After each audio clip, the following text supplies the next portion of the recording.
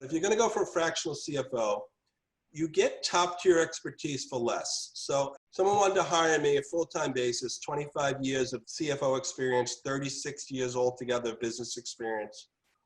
It's a very, very big number, and often you can't afford that on a full-time salary basis. Or maybe you're going to give me a salary that we can agree to, but you're going to give it up in some sort of equity. But you're giving something up. With the fractional person, you can get some level of expertise that really is more than you could get on the full-time basis for less. You also have your cost savings, so you're not going to have an FTE on the books, a full-time employee. You're not going to have payroll taxes or benefit payments. You're able to pick your talent based on your needs. Maybe for the next 2 years, because you're in the startup mode, what you need is someone who's got a great amount of experience taking a company from 0 to 10 million. But once you're at 10 million, you need a different kind of CFO.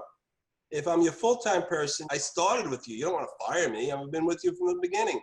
But if I'm your fractional person, we've got no contracts or commitments with any of our clients. We agree, I'm not the right person to take you from 10 to 30 million. We bring another person in, or you bring the other person in. Usually you have no additional comp beyond your fee. And when you have somebody in our role, doing all the things that I mentioned, staying on top of all of the things that maybe you as an entrepreneur have just a toe in, but a fractional CFO, even on a day-a-week basis or a day a month, depending upon the size of your business, he or she knows about all these things, is anticipating them, is bringing to your attention issues that can get resolved before they turn into cannonballs about to hit you. You'll eliminate surprises and dramas. You'll have your business run a whole lot smoother.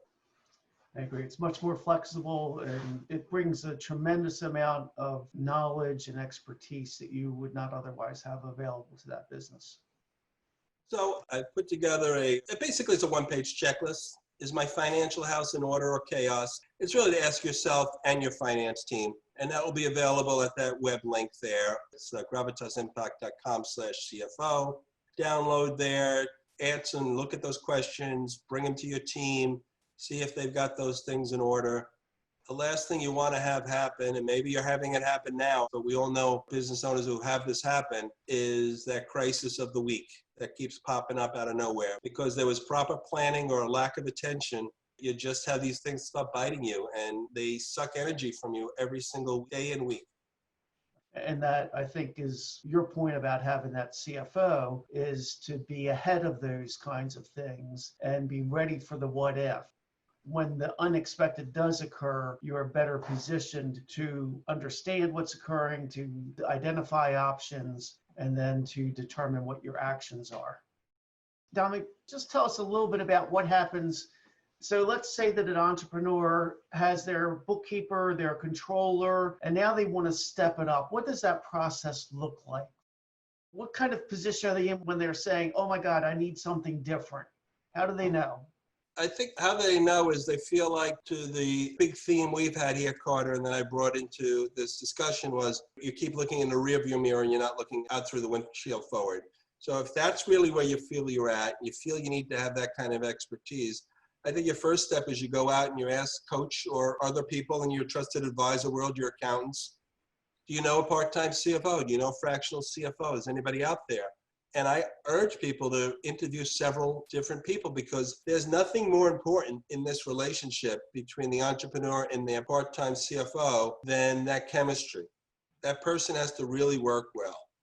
And then the second thing that has to happen is you need to build trust. You need to know that you could trust this person. There are certain clients, it's funny, over the years, I've just stepped back and said, I've barely known them a month and I already have access to every single bank account. You know, they were just so eager to get it off their plate that I thought from an internal control standpoint, they were just making a big mistake. And it is, you know, it's more expeditious to turn it all over and just say, listen, I don't want to do anything with it. You're hired, you go do it. But you do also need to factor in and say, all right, let me be smart about certain things. I just met this person. But the other part, Carter, that I would come up with after you do your interviews and you find your person is lay out your game plan about what you want. They're going to come up with what they think is going to happen naturally, because they're going to just bring a lot of energy, a lot of fresh thoughts. They're going to come in 90 days. And I say, if you give them 90 days, you'll see a difference. But also say what you want out of this. Where do you want this to go? Is it more about where you want this relief because it's all on your back? Is it more about, I need you to start driving these things and help me with this team get to this level that we can't seem to get to? That will help the CFO a lot, for you to help guide their engagement with you so they know more about what you're looking to gain out of it. I agree. And as you said, it's kind of an interview. You're looking to see if the chemistry's there, the communication. I think your point about what do you want out of it, another way of putting that might be, let's define success. When we sit down with each other in 90 days, what has to happen for you to look me in the eye and say, this was really a good decision for me. I'm so glad I did it. Maybe also talk about, well, then what about 6 or 9 months? Being able to do that, because what you accomplish in the first 30 days with someone like Dominic and the A team, and then what occurs over 90 days and 6 months is going to be different. And you're going to want to see that progression. And it's very, very important that you have developed a shared understanding of the expectations. The other thing, Carter, is particularly if you're looking and your need might be 1 day a week, it is not an inexpensive decision. So you need to say, how do I make this decision and know I'm doing the right thing with this person? Maybe you did a month of interviews. You met them 3 or 4 different times. You know, maybe in the old times, pre-pandemic, you had gone out to lunch or grabbed a drink with them or whatever. But one of the ways I've recommended to get over that beginning trust issue is, let's make a very discrete project. I want to work with you. You need your part-time CFO. Before we even get into that marriage, what little dating thing can we do together? Maybe it's, can you just develop that cash flow projections? Jim has been doing it for me. I never get it accurate. I never get it on time. Can you fix that? That's the discrete project I need to see you do over the next 30 days. That will tell you a lot about how that person not only works with you, but your team. And when those two things come together, you'll get to know about, hey, is this dating thing working well enough that we want to take it to the next level? Yeah, that is along the lines of Jim Collins talking about shooting bullets before we shoot cannonballs. Yes, good analogy.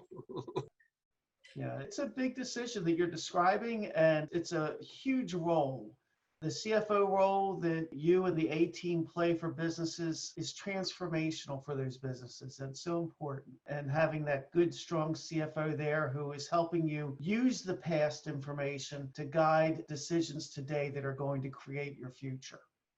I'd like to just bring up one other way you can use an outsourced accounting firm like ours. And there are many out there. Let's just say you've got an inadequate whole team and you're not that large yet, that you have the staff accountants or clerks, bookkeepers, and the controller. But you know whatever's working with the couple of people who are doing it aren't working. You can outsource your entire department to a team like ours. And there's many others out there across the country. So you could look at a solution that says, I'm going to go remote and virtual in this whole thing. I'm going to have a whole team. You know, Dominic will layer in a team that brings in staff accountants who work remotely. And my team, I now have 3 people in my organization working on it, just the same way you or a law firm would have a very low associate, a junior partner, and a partner working on an engagement. And that often brings down your total investment because I don't have to spend as much time working with that. So it's an alternative for the right kind of company. If you're a $20 million company already and you've got a couple of infrastructure, 4 or 5 people already in your team, you're beyond that.